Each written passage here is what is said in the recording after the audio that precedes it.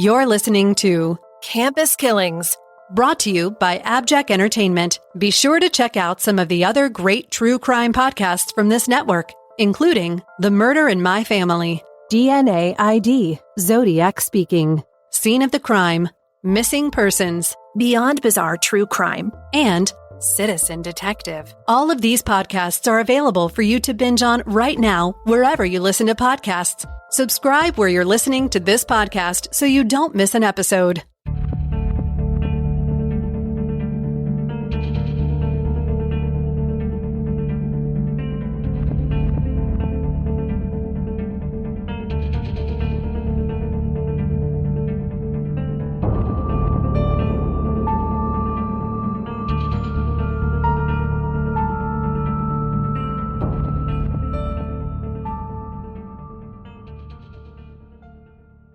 This episode takes us to the University of Wisconsin, where a young woman's cry for help is ignored. Christine Rothschild was from an elite Chicago family, born to parents Emmanuel and Patria Rothschild. She had three sisters, Arlene, Roxanne, and Suzanne. The extremely affluent family resided in a wealthy lakefront community in Chicago. Their house was adorned with Picassos and expensive tapestries and collectibles. Emmanuel owned the patent for the parking garage arm, the thing that goes up and down on most paid garages. Now, although he had been born Jewish, Emmanuel converted to Christian Science as a teen. His wife, Patria, was a socialite and also a committed Christian Scientist. Christine was raised to be highly educated and artistic, and she was taught from a very young age the correct way to behave in a high society. She was very close with her father, and she upheld the family's religious values. She graduated from Nicholas Senn High School, where her friends recalled her as very studious, kind, focused, quiet, and pretty soft-spoken. She was also serious, she did not smile a lot, and she wasn't really a jokester. She did not have a boyfriend, and many boys considered her to be unapproachable, and she may have viewed them as a somewhat waste of her time. Now, she was a member of the National Honor Society, and she was also Student Council Vice President, along with being class president, editor of the school paper, and a member of the French Club. She was incredibly accomplished. In fact, she graduated fourth in her high school class of just 500. Christine spent her summers modeling for high-end retailers along the Magnificent Mile in Chicago. She was described as preppy and carried herself well and exuded privilege. She enjoyed the modeling, but she didn't think that it would be a career for her. She had more serious aspirations, and she was not really vain or indulgent with her looks. She wore very little makeup, and she often dressed very modestly. Christine had planned to study journalism in college and become a publisher. Now, she would follow the news religiously and obsessively read up on all the political and international turmoil of the time. She desperately wanted to go to school on the East Coast at Vassar, but her mother refused. It was simply too far for her to go. Upon her parents' firm insistence, she matriculated at the University of Wisconsin in Madison rather than going to her dream school of Vassar. Now, the University of Wisconsin at Madison was just 2 hours from her home. In the early fall of 1967, during their freshman year, Christine met Linda Tomazeski, now Linda Shulko, in the waiting room in an administrator's office. The two clicked instantly. Now, they lived in separate dorms, but they saw each other daily, and they also would attend swim meets and other campus events together. They also bonded over visiting the animals at the school zoo, attending lectures and concerts, seeing art shows, and walking in the arboretum. Linda looked up to Christine in a way. Her own modest middle-class home life seemed shabby in comparison to her friend's seemingly glamorous one. Now, Christine was very diligent with her studies. She was also a creature of habit and a very private person. She did not invite any of her dorm mates into her room, and while she had plenty of female friends, she was not overly social. She would go to church regularly, and even while at the University of Wisconsin, she was active in the church's campus youth group. She loved to go to church dances, and she often would drag her friends along. But overall, Christine was not very happy at the University of Wisconsin. Remember, she wanted to go to Vassar, and she had every intention of doing so after her freshman year, regardless of what her mother said. Why was she not happy? Even if she wanted to go to Vassar, I guess she just overall... Did Vassar probably have the better academic program too, I guess? Yeah, she also hated the fraternity mentality and the party school atmosphere that was present at the University of Wisconsin. That makes sense. Yeah, she would often sit alone in her room writing poetry, or she would study in the library late into the night while other students were out partying. Okay. As described by Linda, Christine was an insomniac. She smoked a lot and drank a lot of coffee. But she was also always tired and looked pale and thin. She took to walking in the early mornings, even before her 7 a.m. classes. And she would never invite anyone else to join her, although she did often join some other students on their smoke breaks. Usually after these morning walks, she would end at a local drugstore as it opened and sat at the counter for a coffee. It was reported that Christine lived on coffee, cigarettes, and canned spinach. She rarely ate in the dining hall, and she never even ate with her best friend, Linda. They would be out and Linda would order something, but Christine would just watch her eat. And Linda says she also knew that Christine was taking laxatives as well. So she has an eating disorder. She clearly has an eating disorder. She would often wear baggy, shapeless clothing to hide her body. So this is all signs of someone with body dysmorphia and or an eating disorder. Christine's eating disorder was not addressed by her family because Christian Scientists did not seek medical assistance for such conditions. Early on Sunday afternoon on May 26, 1968, a family was in their car headed to the University of Wisconsin at Madison to let their little sons run around. Now, as they drove down Charter Street, one of the boys told his parents to stop the car because he saw someone lying under some bushes. They ignored him and drove on. Not until after they heard the news did the father call the police and report his son's words. Now, this would help the police establish a timeline for the murder that occurred early Sunday morning on May 26th. Sterling Hall was a very large, imposing brick building set atop two large sets of wide concrete steps that was punctuated by a landing. The steps were bordered on both sides by very large bushes. Now, the ground level floor of the building had full-size windows through which people on campus could see into the classrooms and the labs inside. Except there were some windows that were behind the bushes, and those windows were totally hidden by the shrubs. On the 26th, students and a lab assistant wanted to attract the attention of some classmates in the ground floor of Sterling Hall. So the lab assistant climbed the first set of exterior stairs, and on the landing, he slipped between the brake and the railing and jumped a few feet down to the dirt below. Now, this was right outside the classroom window, the ones that were hidden by the bushes, and he had intended to tap on the window to get the attention of the students. Instead, Megan, he got the shock of his life. Just inches from him, lying in the 8x10 patch of rain-soaked mud at the base of the bushes, was a woman lying at the spot where the window on the side of the building met the ground. Her head was rested on the windowsill, turned sharply right. Her eyes stared blankly from her battered and bruised face. Her body was wet from the falling rain, and there was blood everywhere. The lab assistant who discovered her, he then ran inside Sterling Hall and called the campus police. Now, what he saw that day would haunt him forever, although he did not know the young woman who was lying on the ground. Yeah, but that's traumatic. Anyone who finds someone deceased is going to be traumatized regardless of how they are discovered, I would think. Christine's face had sustained multiple blows from some hard object.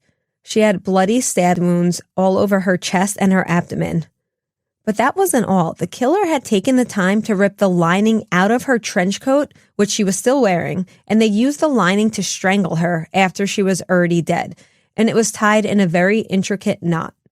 After she was deceased, an expensive men's handkerchief was placed under her head and positioned on the windowsill. Oh, that's weird. It gets worse, Megan. Her own leather gloves were found shoved down her throat, and they had been placed there after death when there was really no need to silence the victim. So wait. Yeah, sorry. I'm just going to say this sounds like posing. Yeah, someone say the symbolic nature of this gesture was that the killer wanted her silenced, punishing her perhaps for something she had said. Okay. Now, as I mentioned, it was raining that day, and Christine had a full-size black umbrella with her. The umbrella was found in the open position at her feet, and the long, large tip inserted into the ground exactly perpendicular to the earth, with all the spokes snapped around the entire circumference. Christine's blue silk hair ribbon, her stockings, and her lighter were missing, but her cigarette case and her room key were positioned right next to her body, almost as if the killer was saying, I could have taken these, but I chose not to. Very staged, very methodical. Megan, there was no signs of sexual assault. And although messed up from the attack, and again, the liner was removed from her coat, Christine's clothes were still on her body. Now, some reports say that her boots were scuffed, which may have indicated a scuffle of some sort. But although Christine was found with her boots on, they had been removed and then placed back on her feet because if you recall, her stockings were removed and likely retained by the killer as a souvenir. Right. I'm putting this all together really quickly, and I'm thinking there's posing, there's staging, there's souvenirs. Sounds like a serial to me, but okay. I'll keep listening.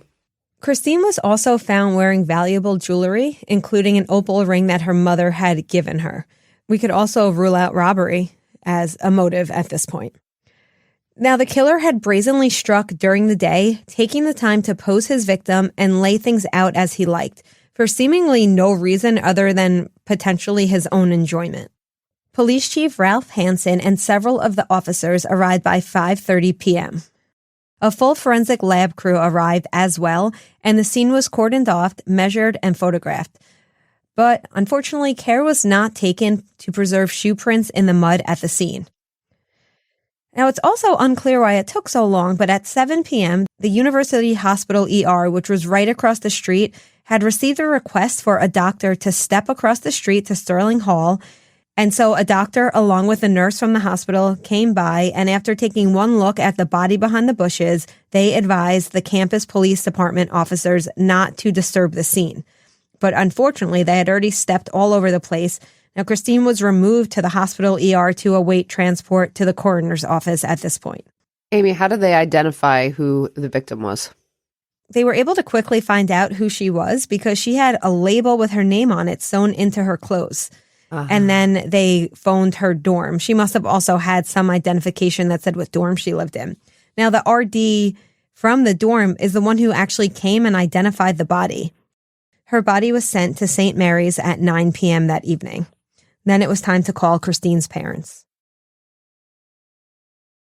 And now, a brief word from our sponsors. We want to take a moment to tell you a little bit about our friends over at CrimeCon. What is CrimeCon, you might ask? It's only the greatest convention in the world of true crime where thousands of people come together to discuss their favorite cases, rub elbows with some of the biggest stars in the world of true crime, and interact with some of their favorite podcasters. CrimeCon is a great place to meet people just like you who have an interest in true crime, and you get to hang out with some of the biggest names in true crime. People like Nancy Grace, Paul Holes, and Dr. Henry Lee, just to name a few. It's a 3-day event, and the next one is less than a year away. CrimeCon 2023 will be in Orlando, Florida, at the World Center Marriott, September 22nd to September 24th, 2023. And listeners of Campus Killings can save 10% on your standard badges for CrimeCon 2023 when you use our promo code at checkout when you go to crimecon.com. That promo code is Campus Killings, all one word, no spaces. Book your trip now before spots sell out, and who knows, maybe we'll see you there in September. The autopsy was conducted at St. Mary's Hospital by Dr. Clyde Chamberlain, the Dane County coroner. He determined that her cause of death was a single stab wound to the heart inflicted by a surgical scalpel or a similar-shaped object. But his report also determined that Christine had been slaughtered in a vicious example of overkill. Megan, she had been stabbed 14 times in the chest and neck, and her killer had thrust so hard that 4 of her ribs broke as a sharp force blow struck her. This was all after she had been hit in the face with some hard object that shattered her jaw and would have likely knocked her out so she could not scream. And of course, as we talked about, the scene had been deliberately staged by the killer, almost in an attempt to show off what he had done. Yeah, I think so. After completing the autopsy, Dr. Chamberlain reported that Christine had been killed by a, quote, psychopathic maniac. Michael Arnfelt, in his book, speaks about these meticulous and deliberate steps taken by the killer to stage the scene as he desired, despite being in a public place. He says, quote, they were steps that prolonged the killer's time spent at the scene and should have been interpreted for what they were, sexually motivated peri-mortem and post-mortem activities that were not instrumental to the crime or part of the killer's MO, as much as they were expressive acts of violence, helping to verify the presence of a criminal signature. 2 detectives went to Chicago to interview Christine's parents and sisters, and they had also attended her funeral. The pastor reportedly said at the service, quote, "Death is a figment of the mortal imagination." Christine's mother felt very guilty because she had secretly relented and decided to, in fact, allow Christine to enroll at Vassar for her sophomore year, but she hadn't told her daughter yet. Now, the two parted in anger, and Christine died just days later. So this must have been really hard on her mother. That's terrible. And her mother would end up spiraling into a depression. She started sleeping in Christine's room and wearing her clothes. And, they actually made Christine's room a shrine, and they removed nothing. Reportedly, her only solace was that Christine had not been raped. After Christine's body was removed, the University of Wisconsin Police Department officers kept the crime scene tape up. They took photos, and they scoured the area with metal detectors. Because they were looking for the knife. Some officers stayed on guard to note anyone who seemed overly interested in the area. Rumors flew, and the local media and the Chicago Tribune blared salacious headlines about the slaying. They even ran a photo of Christine taken at the morgue. Oh, Yep. That's so awful when they run. That's just terrible. Remember, keep in mind when this was. Well, I think the media has come a long ways. I don't think they would do that at this point. As we've seen in other schools in the wake of a tragedy, there were swift calls for University of Wisconsin to ramp up security. The University of Wisconsin's police force was in charge of the investigation because, of course, this crime was committed on campus property. The force had 63 officers before the crime, and afterward they hired 33 watchmen to patrol the grounds. And they also requested assistance from the FBI, the Dane County Sheriff's Office, and the Madison Police Department. Now, this murder was way beyond the investigatory abilities of the campus police, and things needed to move swiftly. June 8th was the last day of finals, and therefore students would be leaving campus, and of course this would greatly impede the investigation. Right. As you would imagine, students were frightened, and they were also permitted to leave school early, not having to take exams or give final papers without penalty. It sounds similar to what happened in the University of Idaho recently. I was just thinking that as well. So all of these investigative agencies combined forces to conduct over 1,500 interviews over the next 2 years. Every single person who lived in the residence hall was interviewed, and so were all the members of the Christian Science youth group that Christine was part of. There was even a possible drug angle that was investigated, but that did not really go anywhere. Yeah, why are they suspecting drugs? Because that would have been the last thing I would have suspected. Again, because she volunteered as a drug counselor and she had interacted with some hardcore users in the time at school. So she was not a known drug user, but she was trying to help those who struggled with addiction. Which is very nice, but I don't think it has anything to do with her crime. Go ahead. And it didn't. The angle led nowhere. Okay. Now, investigators were looking hard for the murder weapon. They assumed it had been discarded, and they scoured the area with metal detectors, as mentioned before, and they also searched nearby lakes, and they did a grid search of the campus. It was shocking to everyone that no one came forward to say that they'd seen anything. Now, Sterling Hall was in direct view of the hospital, and the hospital personnel was at work that morning, but nobody saw anything, and the case quickly went cold. She's on one of her morning walks that she takes every day, correct? So someone has to know her walk and know her routine. Okay. Yes, you're absolutely right, Megan. All of the evidence that was gathered was sent to the FBI lab for testing. This included Christine's clothing, a pair of stained men's pants that were found in a trash basket at a nearby mall, the men's handkerchief that was found at the crime scene, the black umbrella, a rusty knife that was found in the bushes nearby, and a few other unnamed items. Testing revealed all the blood on the handkerchief and on Christine's clothing was hers and hers alone. The school would put up a $5,000 reward for information, and an anonymous donor threw in another $1,000. They wanted this case solved. If you recall, Linda was her good friend who would later go on to write a book about this case. Now, she reports that in an oversight, Christine's phone records were never checked. And this was because her dorm was technically in the jurisdiction of the Madison Police Department and not the campus police. So no one would notice all of the calls from the same phone number that was made in the months leading up to the murder. The investigator spoke to Christine's friends and families, teachers, dorm mates, pastor, and so on. But they failed to uncover that Christine had voiced some very serious concerns in the weeks leading up to her death. She had a stalker. Okay, not surprised. Nope. Back to a few days before the murder, on Wednesday, May 22nd, final papers and exams loomed for students. Linda and Christine last saw each other in passing as they walked to their classes, just smiling and waving like they normally would. They had a quick hello and an exchange about attending a swim meet on that upcoming Saturday night. They agreed to call each other to firm up the plans. But on Friday, the 24th, Linda spontaneously decided to go home for the weekend to study for finals away from campus. She left her friend a note under the door canceling their plans for the swim meet. The note read, quote, "Chris, headed home for the weekend, getting papers done. Sorry I have to miss the swim meet tomorrow night. Call me at my parents' number if you would like. Probably staying until Monday. I will come by again on Tuesday if I don't hear from you." And of course, she did not hear from her.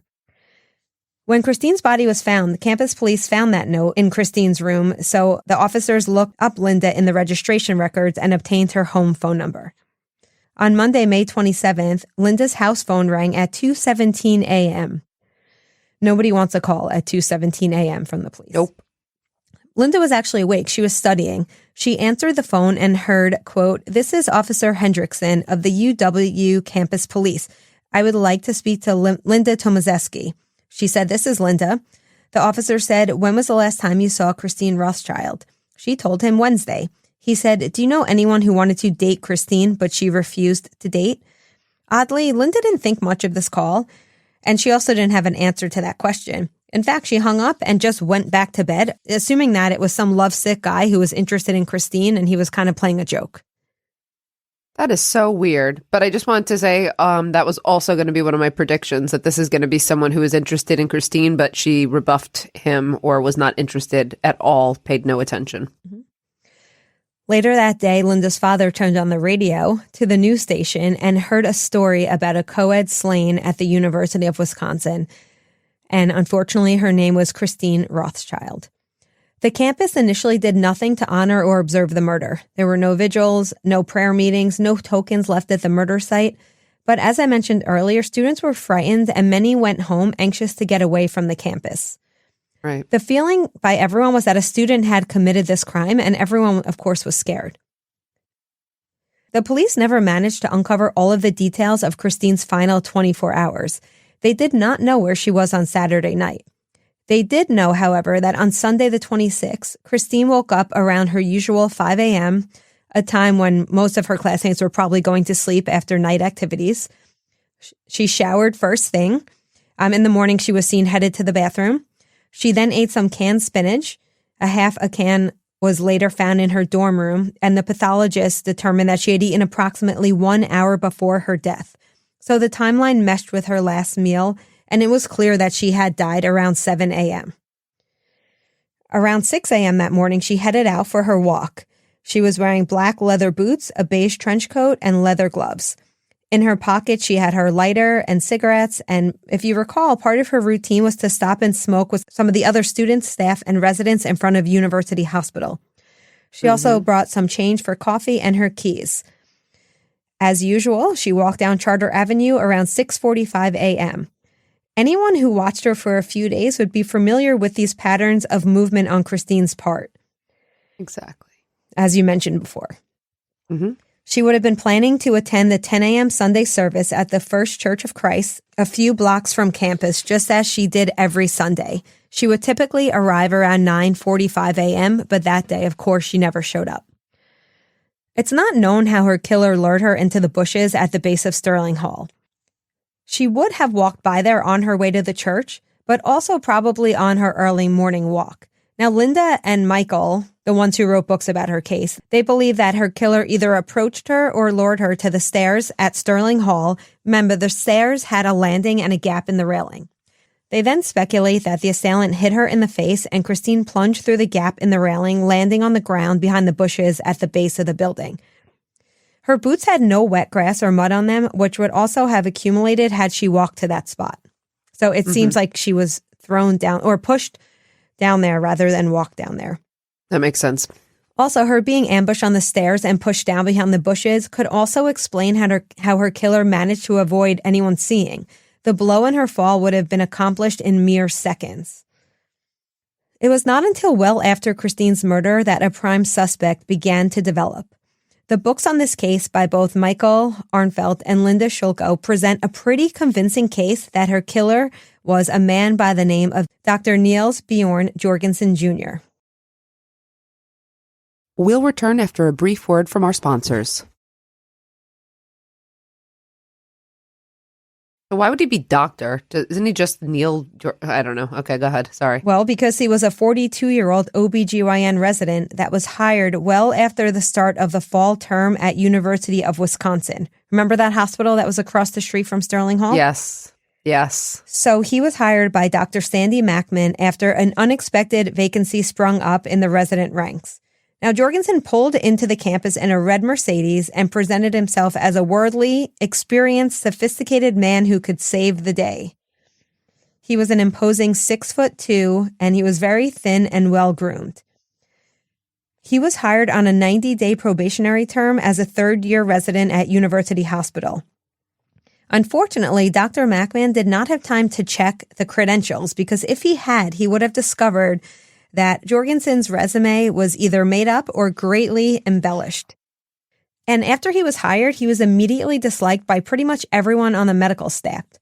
He was described as a chronic liar. He would often take credit for surgical procedures that he claimed he invented. He would brag about places he'd been and the prestigious awards that he had won. In other words, he was a show-off and he was an attention seeker. He had an outsized superiority complex and he was arrogant and abrasive. People just tried to avoid him. They didn't like this man. Does not sound likable at all. Because he arrived later in the fall semester, Jorgensen was randomly assigned a roommate who occupied one room of a 2-bedroom apartment. This was a man by the name of David Quanbeck. The relationship was contentious from the start, and the two would pretty much just avoid each other. David said on 2 occasions he caught Jorgensen watching through his bedroom window as he was being intimate with his girlfriend.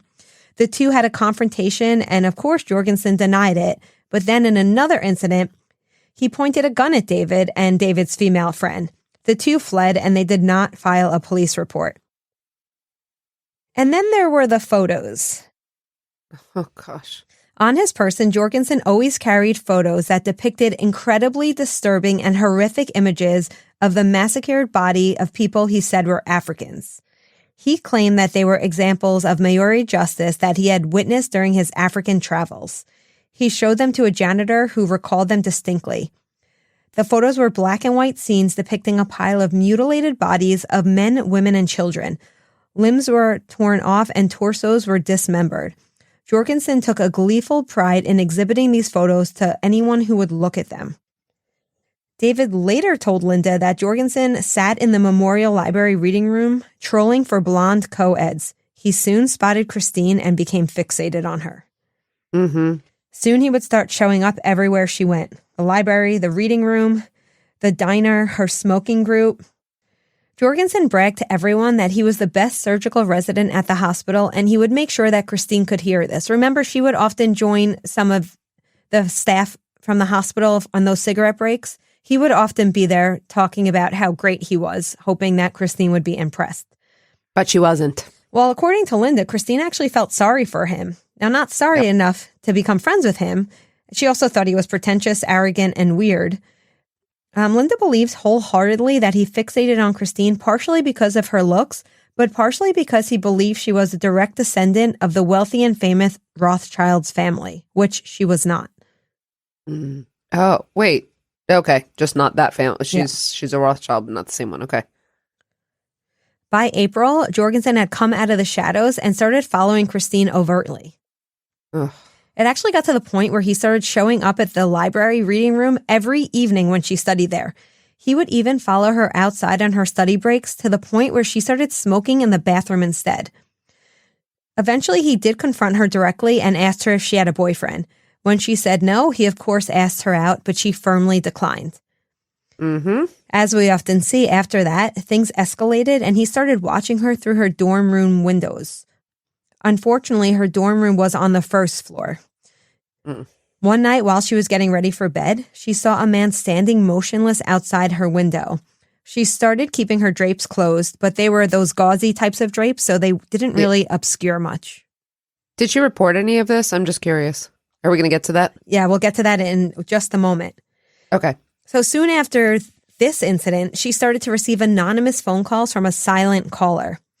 She would just hang up. Now, Linda says that Christine shared all of this with her, but the reality is that she did not consider Jorgensen to be a danger to her. She just thought he was kind of a loser who would eventually go away. He seemed harmless to her and somewhat pathetic because he was older and so infatuated with her.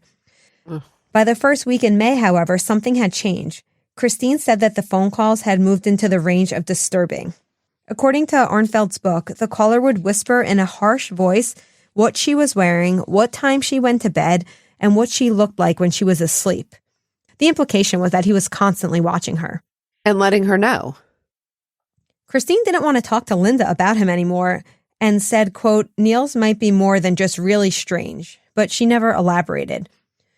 In early May, Christine took the Greyhound bus home for a weekend in Chicago, and when she returned, she was sad and disappointed. Apparently, there had been a confrontation with her mother about transferring to Vassar, and that she had a meltdown telling her mother that she hated her as she got into a taxi to depart back to school. She never found out that after she left, her father wore her mother down and had called in some favors, and they were going to surprise Christine with an enrollment at Vassar.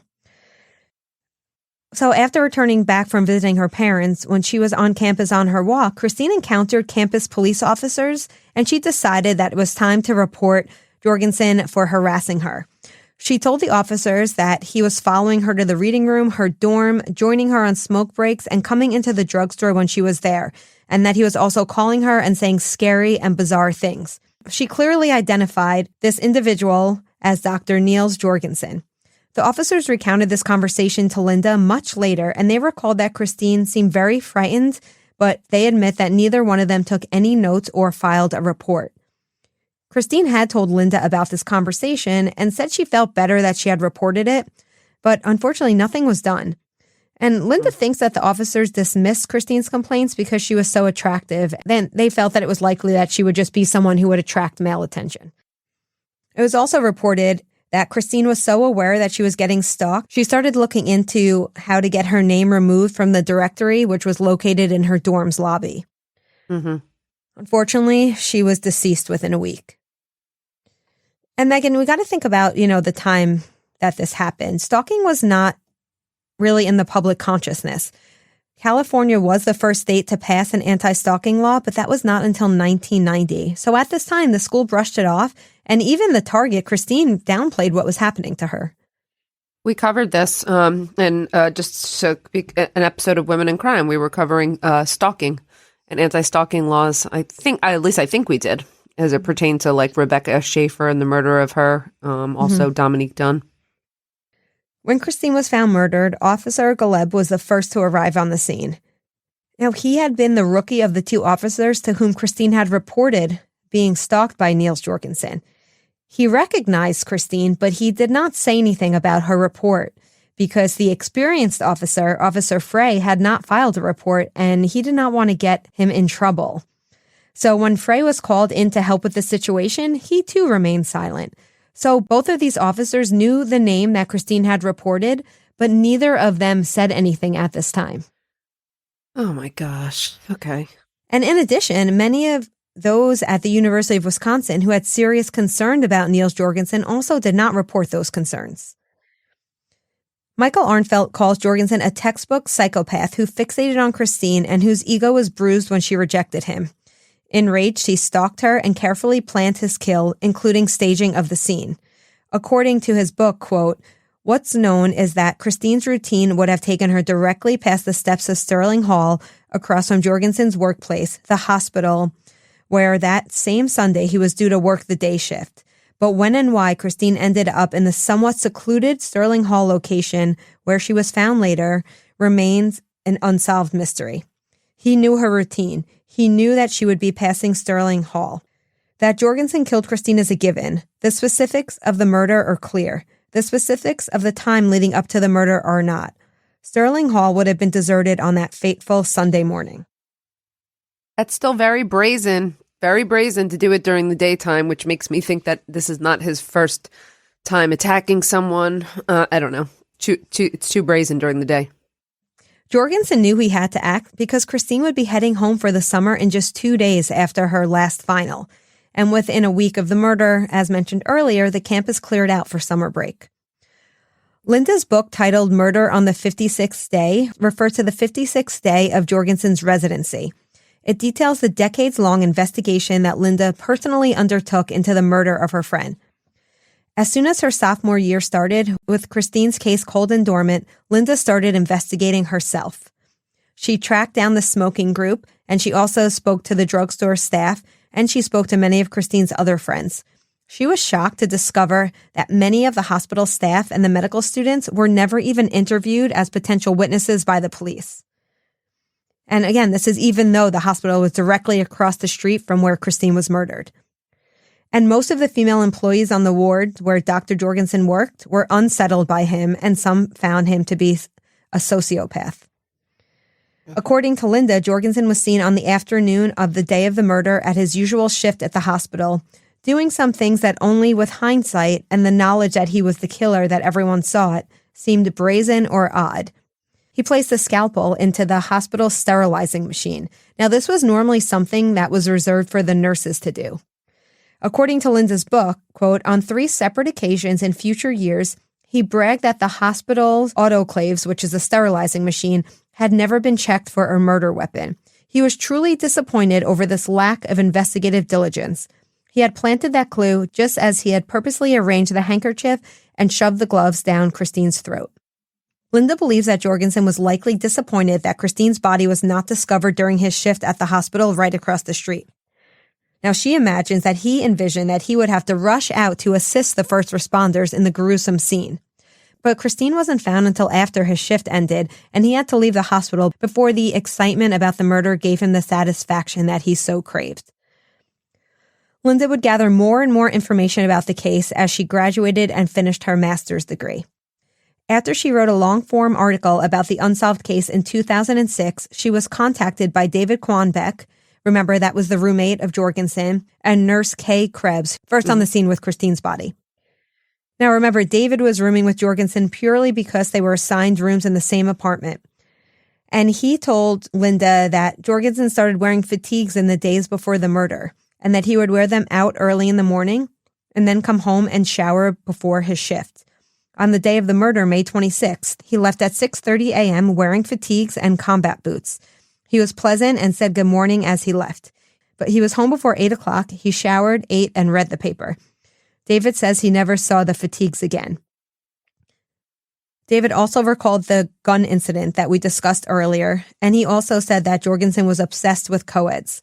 He said that one time he woke in the night to find Jorgensen standing over his bed in the dark, staring at him and his female friend.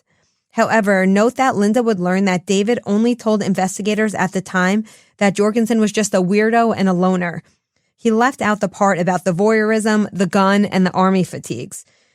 It's not clear why. Yeah, okay. Nurse Krebs was working in the University Hospital ER that day, May 26th, and she recalls that around noon she saw Jorgensen walking out of the break room.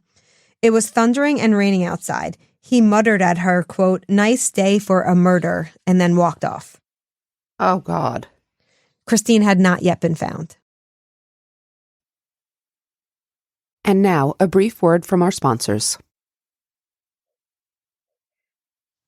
So by this point, Jorgensen was just over halfway through his probationary hiring period. If he performed well, the expectation was that he would be offered a more long-term position. But University of Wisconsin's hospital's chief of hiring, Dr. Sandy Mackman, had received a phone call from a colleague about an incident involving Jorgensen that had happened at another hospital. It was brought to his attention that Jorgensen brought a firearm into a staff meeting and threatened one of the surgeons. No report was ever filed, but Mackman's colleagues felt the need to let him know that, the man they hired was potentially a threat. I can't believe nobody's filing report. I understand why people don't file reports about certain incidents, but firearms being aimed at them, that seems serious enough to file reports. That one surprises me. It also came to light from another doctor who worked with Jorgensen in St. Louis that Jorgensen had brought a rifle to a staff skit rehearsal and demanded a part. Further, some of the female OBGYN patients had complained that Jorgensen was overly inquisitive about their sexual history, and the medical staff essentially just hated working with him, and everyone would avoid him at all costs. Jorgensen was fired on May 27th, the day after the murder, and this was the 57th day of his 90-day probationary period. As you'd probably expect, Megan, he did not take it well, and he screamed at Dr. Mackman and threatened him. Jorgensen actually brought a .38 caliber revolver concealed under his white coat and momentarily pointed it at Mackman's face before withdrawing it. Jorgensen left campus immediately without informing anybody. Meanwhile, Dr. Mackman sat on this information and did not come forward to police until September 6, 1968, 3 months later. When Mackman finally made his report about the gun incident and about the other reports about Jorgensen, Keith Hansen had never heard that name before, because remember, those two officers never reported Christine's report. So now this is the first time that Jorgensen's name is even on anyone's radar. Right, okay. Now, more information starts emerging. There were other staff members who came forward saying that they were suspicious of Jorgensen. There was an article on September 20th, 1968 that was titled, "Terrible Tempered Surgeon Sought as Murder Suspect." There were several hospital doctors who worked directly with Niels, and they believed that he was responsible for the murder. So, of course, Megan, the police now wanted to talk to Niels. What do you think the problem is? They can't find him? They could not find him. He had moved around the country from hospital to hospital, never staying anywhere very long, and even his parents allegedly did not know where he was. At one point, he had gone to Michigan to crash with an elderly relative, and he had been fired from Henry Ford Hospital after a very short residency there. Soon, he was on the move again. And the police were on his trail. They flew to Michigan after a doctor there called his colleagues about Jorgensen, but Jorgensen was already interviewing in Philadelphia, where he was not offered a position, and he was headed to New York. But luckily, police were right behind him. They heard that he had interviewed at Mount Sinai in New York City, so they confronted Jorgensen at his apartment, and he agreed to come down to the NYPD station for a polygraph. However, once in the car, he feigned illness, and they agreed to drive him home as long as he agreed to return the following day. He agreed, and so they left. What do you think happened? I'm shocked that he didn't show up the following day, and he fled again. Megan, not only did he not show up, he cleaned out his apartment and just left town. This was the last time the police had them in his sights.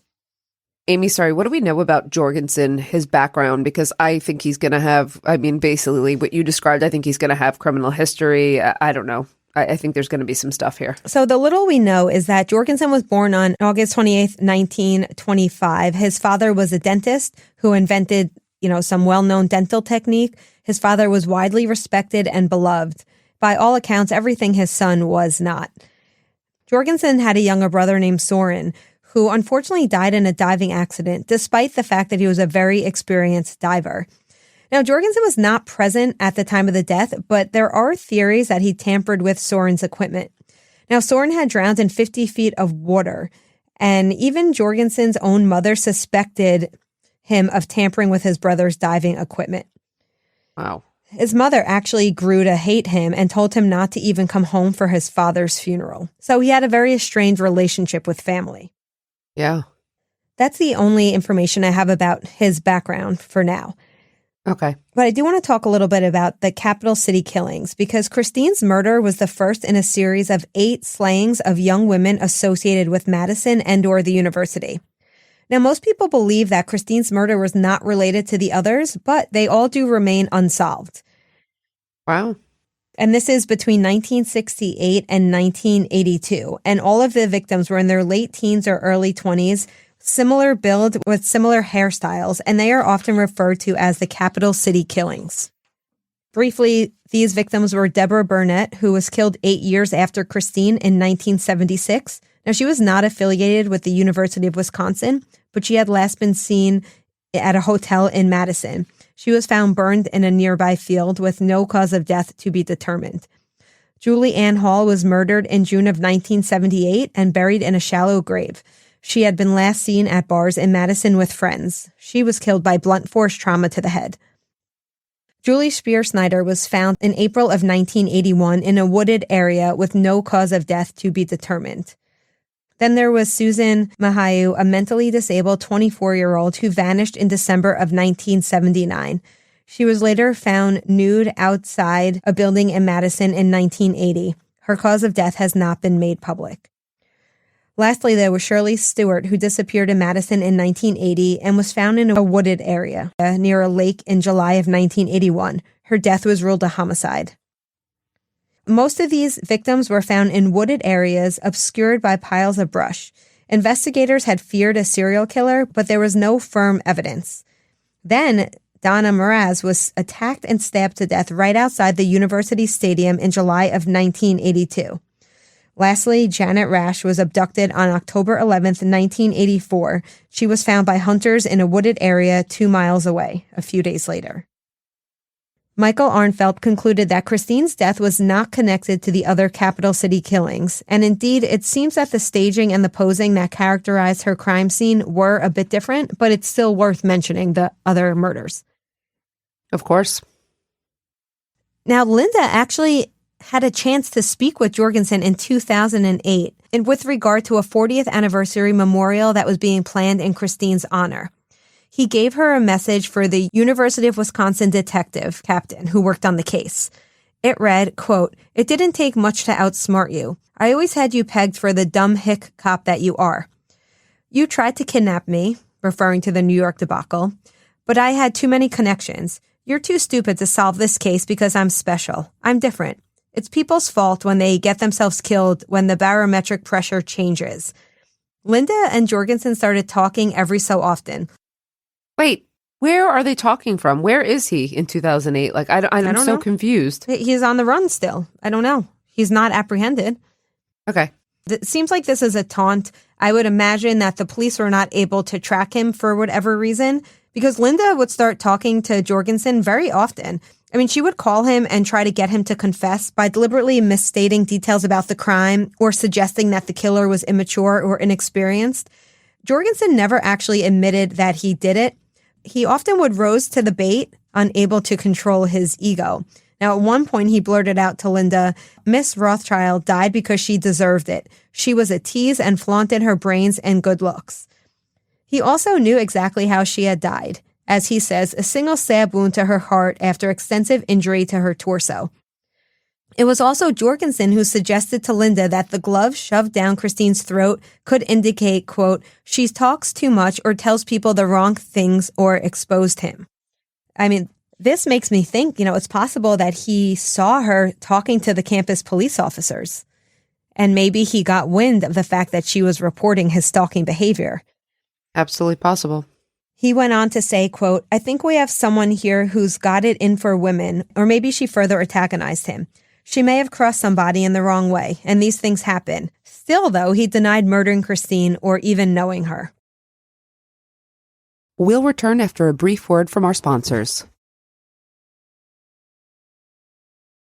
Have you heard all the stories on the news lately about cold cases being solved by forensic genealogy? Are you fascinated by unsolved mysteries that you wish could be answered? Are you intrigued by DNA technology and its application to cold murder cases? Or do you just love a good story with a satisfying ending? If you answered yes to any of these questions, then I have the podcast for you. DNA ID is the only true crime podcast dedicated exclusively to cold cases solved by forensic genealogy. On my show, you'll get all the behind-the-scenes details on how these cases were brought to closure and how the victims finally got justice. Listen to DNA ID Season 3 starting January 16th, 2023, wherever you get your podcasts. After the memorial service at the University of Wisconsin, which was very well attended, the University of Wisconsin Police Department came under pressure from people who recalled Jorgensen's weird behavior at the time and the failure for them to investigate him. And at this time, Jorgensen, it was known that he was living in California, but I guess they didn't know where, or maybe they didn't have enough evidence to even arrest him at this point. Okay. After a media report aired about the case, which featured Linda, Jorgensen called her and rambled for 3 hours, talking about how he was connected to the CIA when he worked in Africa. Mind you, there's no record of this. He also says he was an undercover narc in New York. He was a machine gunner in World War II. He says he shot a bear as a child. He said he owned a Triple Crown winning horse. He was first chair violinist in a famous orchestra, and that he was the chief of surgery at some top hospital, and on and on and on. He claimed to have left the University of Wisconsin due to differences of opinion. He was, he said 4 times, a very special person. The differences of opinion, they just didn't think he should work there anymore, and he did. Wow. Detective Charles Flad came out of retirement in 2007 to take on the case. He had worked on it for a short time before he had retired. He confirmed that some physical evidence, including Christine's clothing, was still stored in an evidence room at the Dane County Sheriff's Office. However, all the crime lab reports were missing. The sheriff's office had been accused of misplacing evidence in multiple unsolved murders. There had been a lot of mixed messages about what exactly had been lost in Christine's case, but Linda was told by a lead detective that some of Christine's evidence was, quote, no longer viable, whatever that may mean. In 2007, the police chief who was in charge of this cold case said that, the evidence was not preserved the way that she had thought they were. I wouldn't say what the missing evidence was, but in 1968, it was deemed important enough to ship off to the FBI for testing. Remember, some of the evidence collected at the scene, according to news accounts, included bloody clothing, a bloody man's handkerchief found under Rothschild's head, a broken black umbrella that was stabbed into the ground, and other items that could contain DNA of the killer. The FBI processed the evidence shortly after the murder, but there's no record of what was done with it after it was sent back to the sheriff's office and what the reports even said. How frustrating. As the police chief says, quote, we've been kind of asking them to look through their property room now for several years, hoping that we would find the missing items. Obviously, that didn't happen. And then with this review, since they've really gone through everything thoroughly, it doesn't look like it's going to happen. Where does that leave us now, Amy? Is this the end of the story? Well, Niels Jorgensen died in 2013 at the age of 87, never having faced justice in this case, although it is quite clear that he is the person responsible for Christine's murder. Unfortunately, both of Christine's parents died in 2003 with their daughter's murder unsolved. Amy, that's really unfortunate in the end that her family was not able to get any form of justice. A lot of things I saw also were very frustrating about this case and went wrong in this case with, police reporting, evidence collection, other people reporting incidents. If Jorgensen was the perpetrator here, there were just many opportunities, I think, to intercede and stop him. So I found this a little bit more frustrating. There's just one other thing that I'd like to point out, and it's just a point of maybe policy. What's the takeaway here? In no way, shape, or form do we ever blame a victim. However, when you were telling me about Christine and her walks, I kept thinking, she's same walk, same day, every day. And I know you probably teach about this as well. One of the things that I teach in my classes about, ways that we can protect ourselves is to vary up one's routine. And, whether that's taking a different path, changing the times you go somewhere. Unfortunately, we are creatures of habit, but one of the ways we can better protect ourselves if we want to, and if we want to be aware of this, is, to vary things up a little bit and change our routines. However, again, that in no way is that blaming the victim. I just wanted to offer that as maybe one of the takeaways. I also think we have come a long way with recognizing stalking behaviors and taking claims of stalking seriously. So I think this case does show us, at least, I don't know that things would have played out the same way if this had happened today, or at least I hope they wouldn't have. I agree. Thank you, Amy. Thanks for listening today, and we hope you will join us for the next episode of Campus Killings. Campus Killings is hosted by Dr. Megan Sachs and Dr. Amy Schlossberg, with research and writing by Jessica Betancourt. It's produced by Mike Morford of AbJack Entertainment. Be sure to follow Campus Killings on social media. You can find Campus Killings on Twitter with the handle @CampusKillings, or on Facebook by searching for Campus Killings Podcast. Be sure to tune in every other Saturday for new episodes of Campus Killings.